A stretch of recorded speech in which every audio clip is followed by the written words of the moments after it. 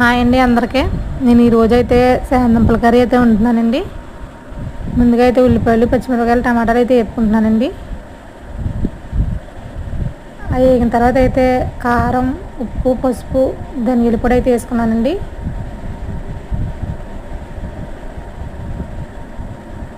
అది అండి.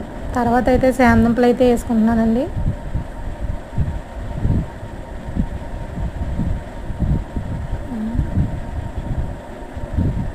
శాంతంపులు వేసుకుని బాగా కలపాలండి.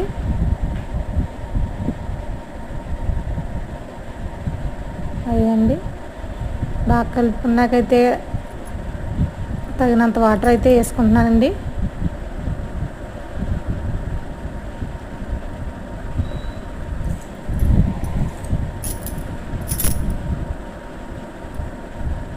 అదిగోండి వాటర్ వేసుకుని మూత పెట్టుకుంటున్నానండి. అదిగో కూర అయితే బాగా దగ్గర పడిందండి. ఇప్పుడైతే కొద్దిగా చింతపండు రసం అయితే వేసుకుంటున్నాను. చింతపండు రసం వేసుకుని ఒక 5 నిమిషాలు ఉడికించుకుంటే సరిపోద్దండి. ప్లీజ్ అండి, నా వీడియో నచ్చినట్టయితే లైక్ చేయండి, షేర్ చేయండి. ప్లీజ్ సపోర్ట్ ఇవ్వండి. ప్లీజ్ సబ్స్క్రైబ్ చేయండి.